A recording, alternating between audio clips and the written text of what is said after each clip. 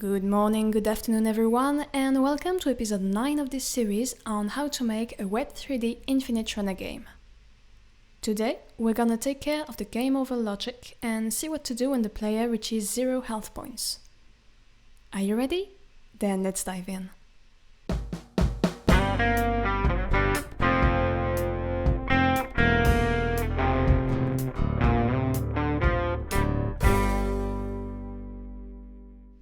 In the previous episode, we added a UI panel to give the player some info on the current state of the game, and also an intro panel so that the game doesn't start immediately, but only when we click on the start button.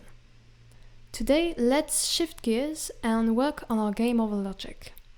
In this tutorial, we're gonna see what we need to do when we hit an obstacle and reach 0 health points. Because in this case, in addition to updating the UI, we also need to end the game. So that means that we want the game to be frozen, just like it is at the very beginning.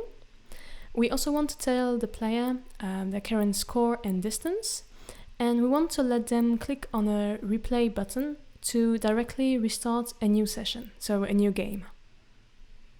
The first step is easy enough. To trigger the game over, we'll just go to our check collisions method, and when we hit an obstacle, if it decreases the health to 0 or less, we'll call our game over function. Now in this method, we can take care of the actual game over logic. So the first thing we're going to do is set our this.running flag to false, so that when we hit our last obstacle, the game stops and is frozen. And then it's time to actually prepare the game over UI. To begin with, let's go to our index.html file and add the new panel HTML elements. So it's going to be pretty similar to the intro panel, except that we need to replace the IDs. So everything that was intro will become game over. And we'll also add additional row divs in the panel to show the final score and distance. Now on the CSS side, we can reuse some of the stars that we had before. So I'll just assign them to our new IDs as well. For the game over panel, score and distance divs, it's the same thing as the row divs in our info panel. So we use a flex display and we add margins on the values. Something important though is to remember to initially hide our game over panel so it doesn't show at the beginning of the game. So just below the style that I share between the two panels, I'll add another one that is specific to the game over panel and that sets its display to none. Okay, now that the elements are ready, we can use our JS to set them up properly when we reach the game over point. So in our game instance, we'll once again use the document.getElementById, that's the built-in function that allows us to get references to the DOM elements.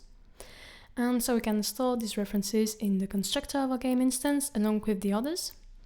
I'll add 3 variables for 3 DOM elements, so that's the game over panel itself, the game over score display, and the game over distance display. Then going back to our game over function, let's use those variables. First, we'll set the text of the score and distance divs with the same variables as during the usual runtime logic. Second, we'll show the game over panel. This just means that we need to turn its display style back to grid mode. And let's actually test this out. So we'll just change our initial health and set it to 10, so that basically as soon as we hit one obstacle, we have a game over. And so if I try this out, you see that when I hit my obstacle, I do get a panel that suddenly pops on the screen. And so that's when I hit my obstacle and lose on my remaining health points. But the problem is that this is a bit abrupt. Rather than having the panel appear instantly when I hit 0 health points like this, it would be way better to have a little delay. So you would have the game that's already frozen, but it's only after a few seconds that you would actually show the panel. And this way it will be clear to the player that they've reached a special state in the game. So here, namely the game over state, and it will really emphasize this particular moment. To do this, we'll use another JS built-in, the setTimeout function. And so this method allows you to wait for a given delay in milliseconds before running a function. Here, instead of just showing the panel like this, I'll just wrap all of this line inside a set timeout of 1 second, so that's 1000 milliseconds.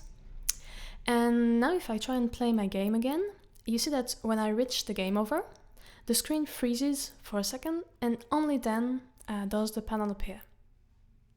Okay, cool. So at that point, we've successfully made an end screen that sums up your results for this game. But there's nothing that lets you replay for now. So to have a real replay feature, we need to do two things. First, we need to connect the replay button onClick property to a function that updates the running flag to true and that hides the game over panel. And second, we have to make sure that when the game is restarted, it is indeed back in its initial state. Let's take care of the first item since it's really quick to do. It's just like with the start button. So we'll assign the onClick property of the button in our constructor, and we'll use the replay button ID to grab the DOM element.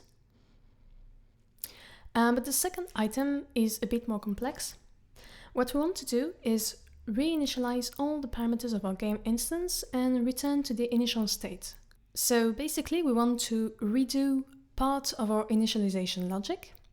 And so to better factorize the code and avoid discrepancies, it's safer to create just one single util method that is called both from the constructor for the first init and then from the gameOver method for all subsequent replays. Let's create this function and call it reset.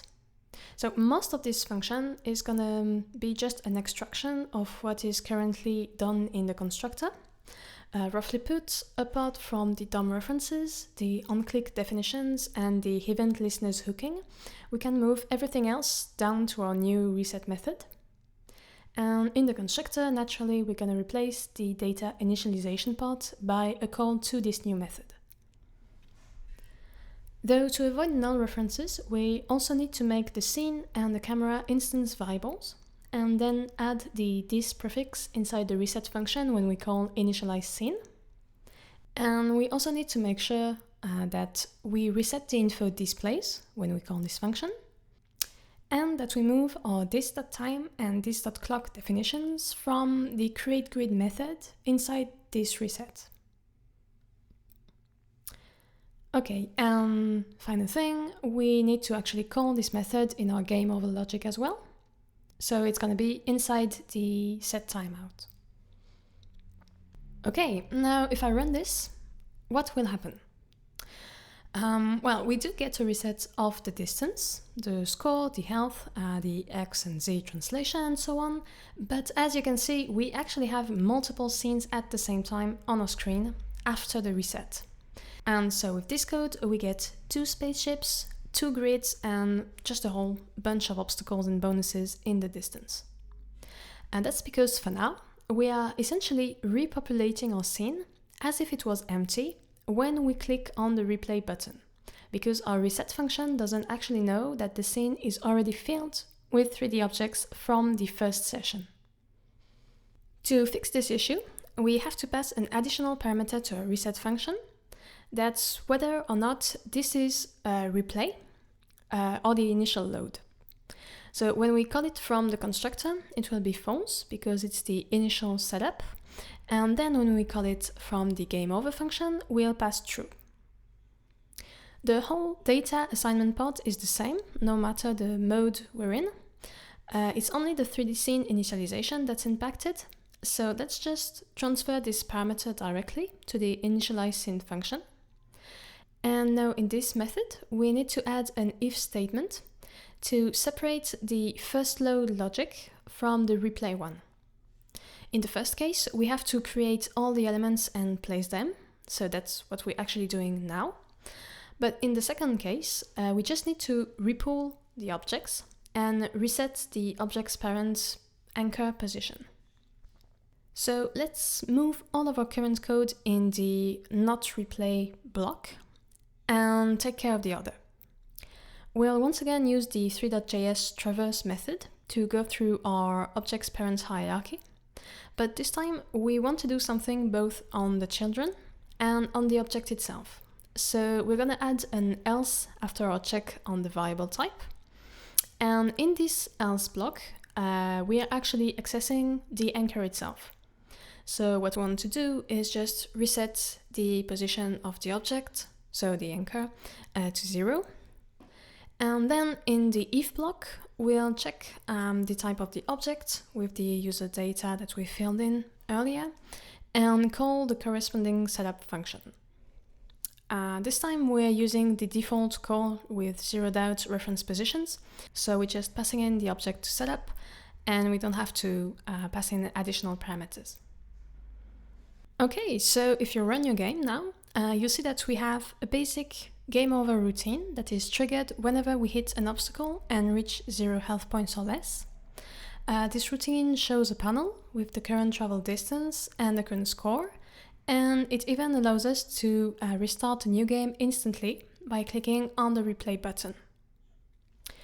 Next time, we'll keep on improving our game and work on something essential, and that's sounds and music.